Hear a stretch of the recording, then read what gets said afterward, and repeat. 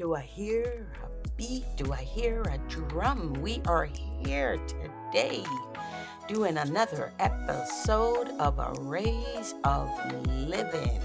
And season 3 is wrapping up, and we are moving and easing into our smooth summer reflection period.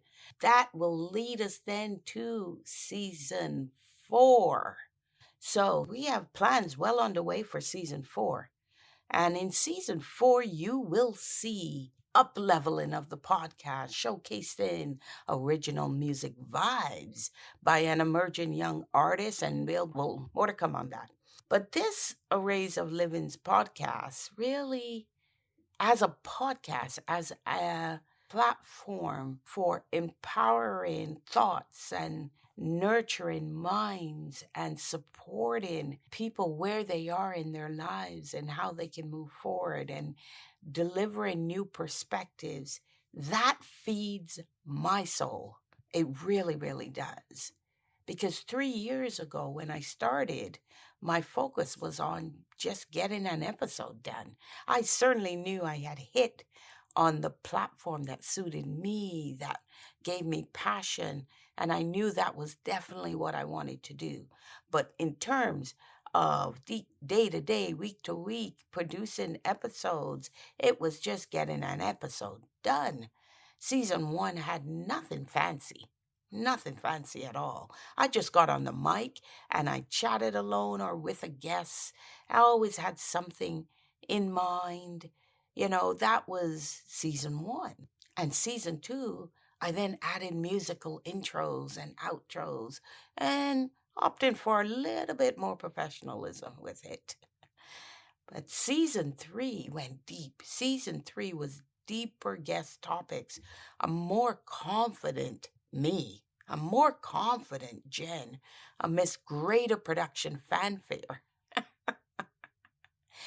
Oh, and by season 2, I knew this was no hobby.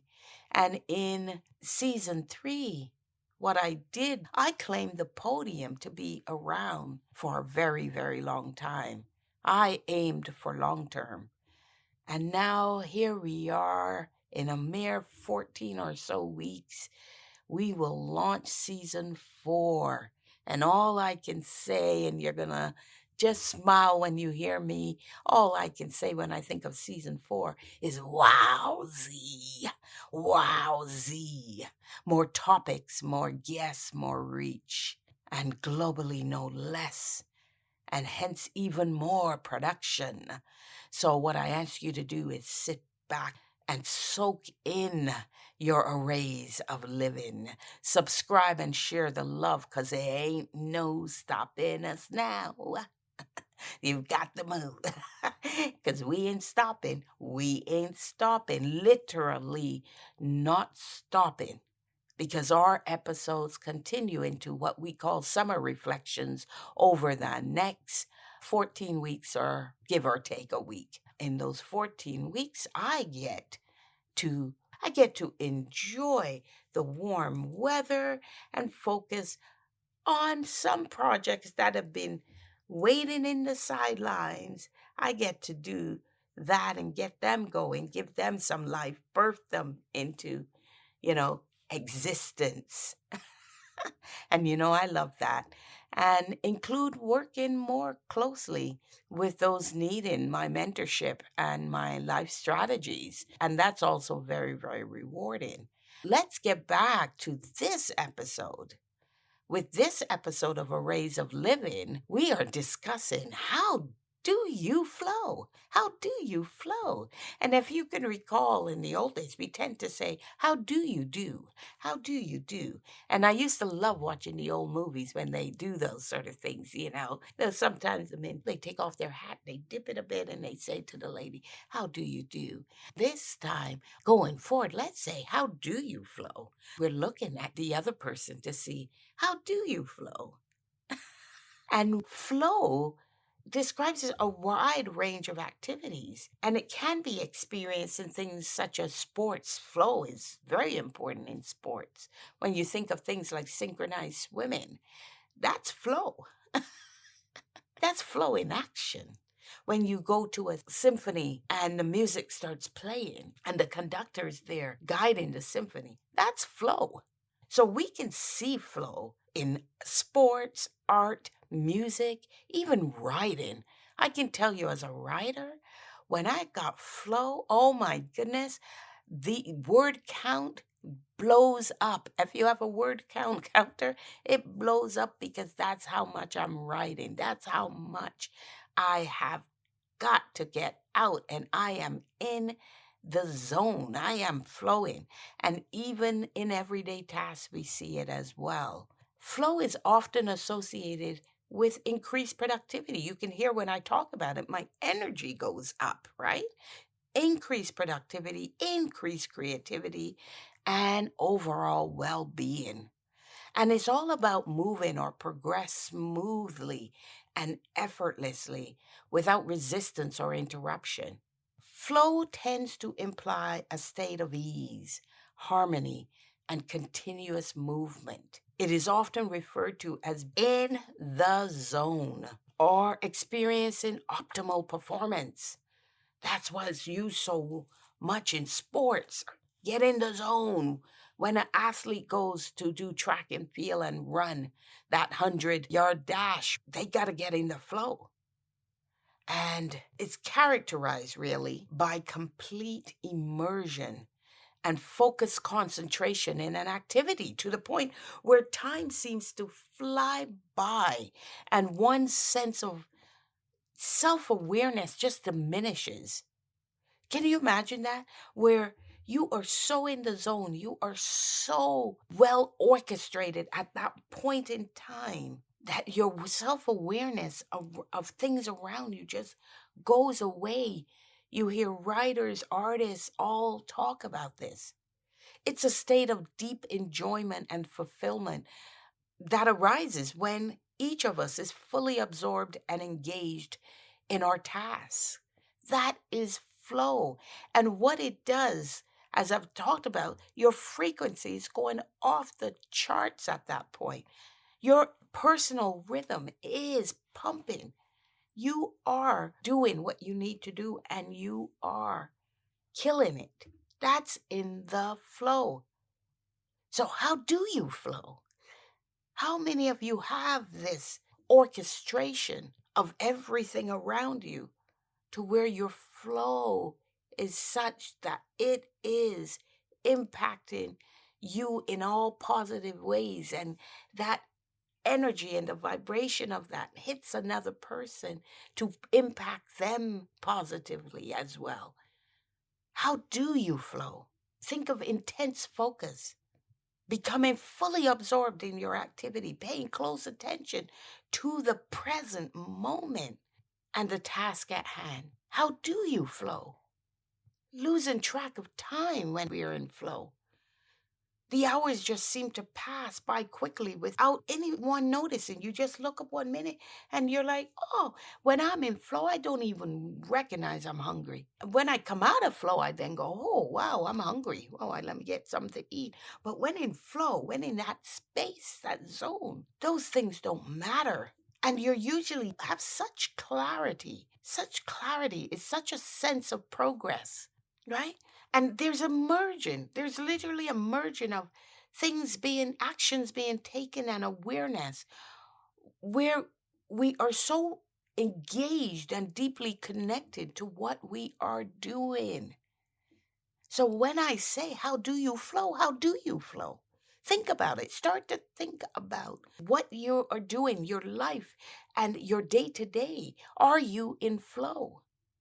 Because when you're in flow, is when the level of challenges that you are facing or you're presented with, whether it's a task, whether in life, it actually matches your skills and abilities. There's a sense of control. Having that balance means feeling a sense of confidence in the actions you're taking. So, how do you flow? Are all of these things present in your everyday intense focus? A sense of timelessness, clarity of goals, blending action and awareness, literally merging those two, having that sense of control and having an altered sense of self. When we're in flow, there's a diminished sense of self-consciousness. And most importantly, there's a loss of ego, becoming fully absorbed in what you are doing. Bring all that together, and people will use the word passion. People will use the word passion when it comes to flow. So, how do you flow? You're going to get tired of me saying that. But this is important. We are about to flow our way into summer reflections, flow our way into season 4 of this podcast.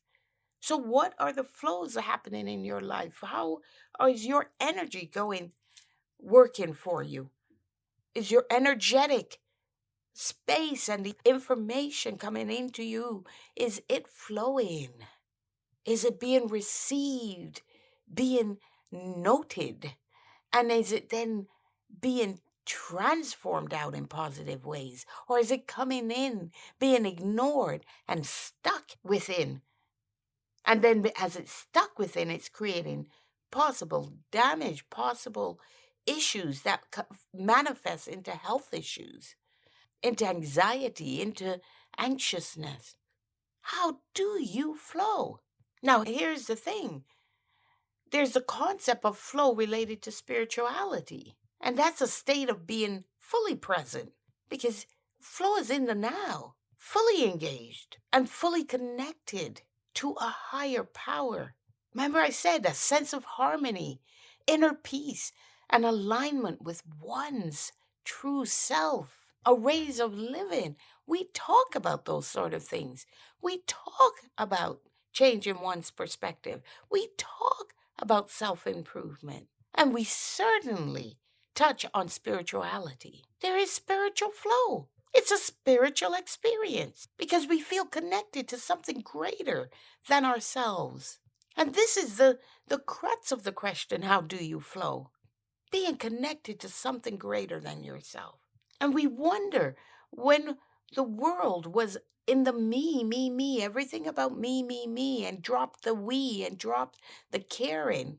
But now the world is shifting. We're back into the we. We're thinking about more than ourselves, but we are also filling our cups up with enough self-awareness and self-love and self-gratification to overflow our cup to then get into the we, so we can support others and help others and serve others that need that help. So how do you flow? How are you connected to something greater than yourself? This is all about the state of oneness. Flow is all about the state of oneness. That universal law, divine oneness. It's one that I truly believe we are all connected, and we're all living our lives amidst the energetic fields of oneness, where the boundaries between the self and the external world dissolve. What boundaries? So how do you flow? Have those boundaries dissolved for you? Or you're still seeing separation, or still pushing separation, or living separation? Being in flow is a state of oneness. It's recognizing that we are all connected. And that recognition, that flow, that spiritual flow, allows us to experience a deep sense of peace, joy, and a loss of self-consciousness, because we become fully absorbed in the present moment.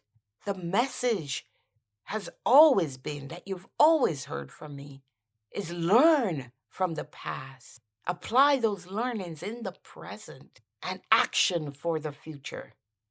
Take action for the future. That's how that past, present, and future, in my mind, comes together, and certainly what I teach. And flow is doing that really well. Flow is doing that with enjoyment.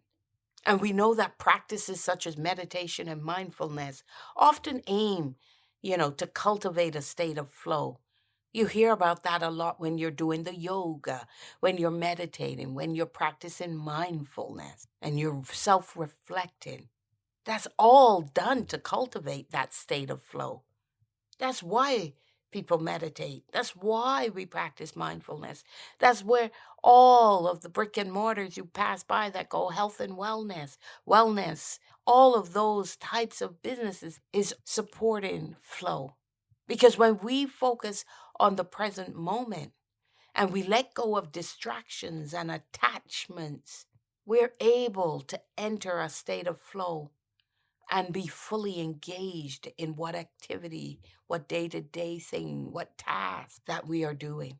Because we practice and get a sense of interconnectedness and inner peace. And getting that sense, being able to grasp that and be there, even if it's for short bursts of time, but when you can extend it and actually put it in part and parcel of living your life, and that it mixes with you and how you go about your life, you are opting for flow. And when I ask you, how do you flow, you will know what I mean. And you will know I'm talking to you and exploring your well-being at a much deeper level, at a much more comprehensive level than just how do you do. How do you flow is an ask of love. Love is behind that question. How do you flow? But a deep love acknowledging our oneness. That's what how do you flow acknowledges, that we are one. And how are you flowing today? And how do you do doesn't mean it's not asked from a point of love, but it's not acknowledging necessarily the connectedness that we are. The acknowledgement that your flow comes to me and mine comes to you. So how do you flow? You know I love creativity. I am a creative being. And for all those creatives out there that sometimes don't always have an outlet for that creativity, I honor you. I honor you with the question, how do you flow? I honor your inspiration. And this is speaking to all the artists, the musicians, the writers, the creators of all kinds, because we all can, in our creativity, appreciate and get it when we recognize that we can go into a state of flow, into that deep space of absorption in the creative process. We all can relate to that. So I honor you. I honor you, that space. I acknowledge you. I acknowledge our connectedness. I acknowledge that this world would not be where it is without the creative juices of flow, without the creative energy of flow. Because that is a state where ideas, inspiration, and artistic expression is effortless. And it is effortlessly flowing through each and every one of you, of us.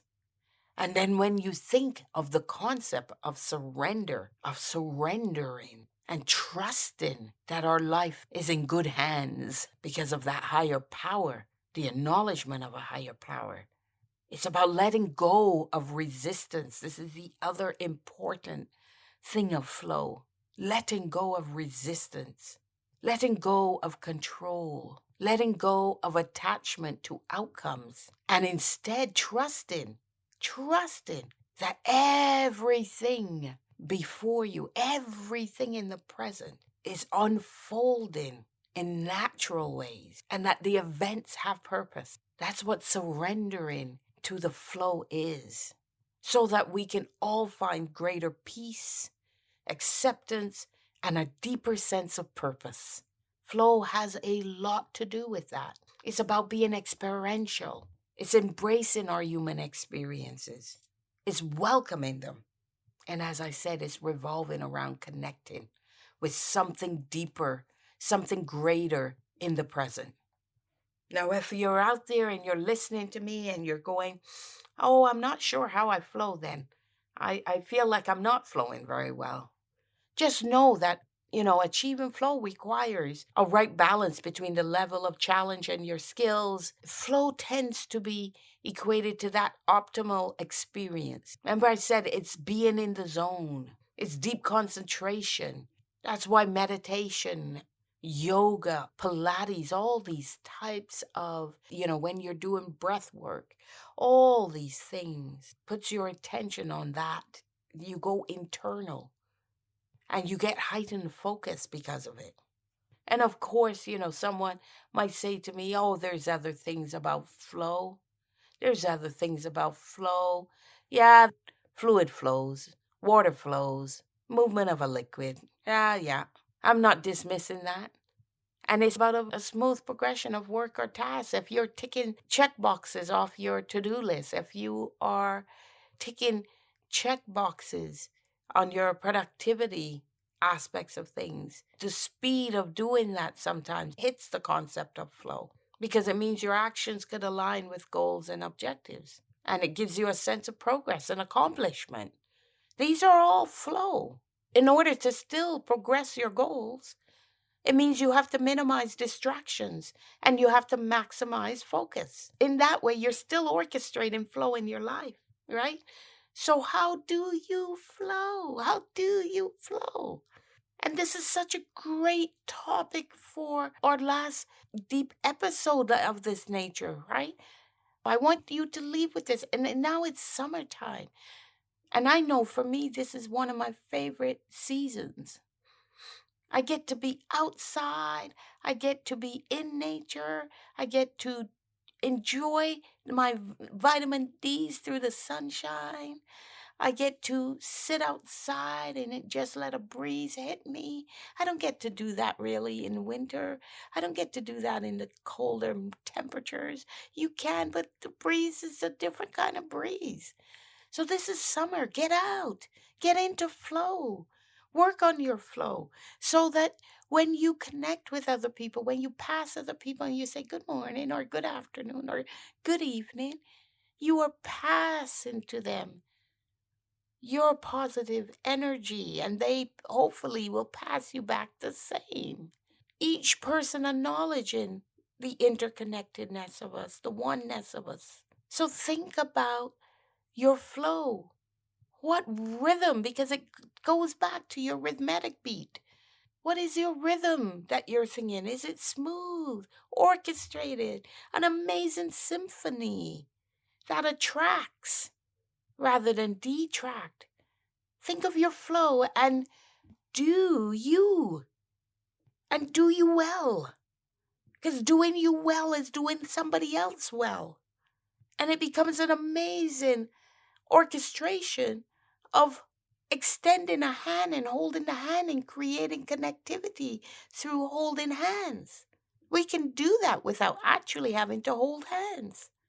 So, whether your flow is smooth, whether it's a little bumpy, wherever you are in the present moment with you, the wonderful thing of a human experience is that we get to orchestrate it through our choice, through our decisions, and through our actions.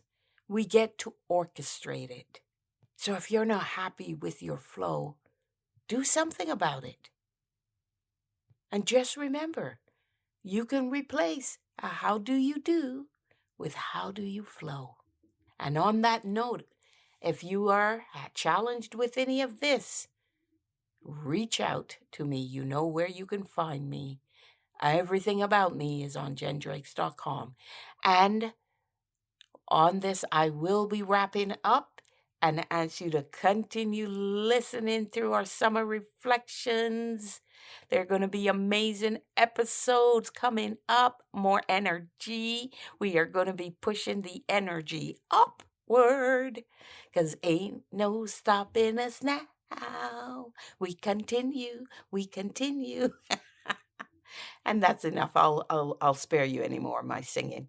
So on that note, thank you so much for listening, all the support, and keep the love flowing. Subscribe, follow us, and share the love of this podcast with those because it's all about you. I'm always having a you discussion as I challenge me, I challenge you Always strive to be better than you were the day before. With love, lead in with love. From my heart to your heart. Thank you so much for listening.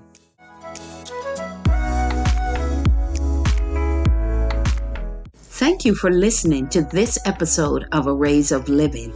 And please be sure to follow me on Instagram, Twitter, LinkedIn, and YouTube. You will also find in the description below my email address should you want to reach out, and I am happy if you do. And just to be sure, it's Jenn at youareworthmore.co, and worth more you definitely are. And lastly, also see the link that will allow you to schedule a meet and greet with me. And that's an opportunity for me to meet you and you to meet me and for us to have a chat. And that would be wonderful and welcoming. So please hit the link and let's set up a meet and greet.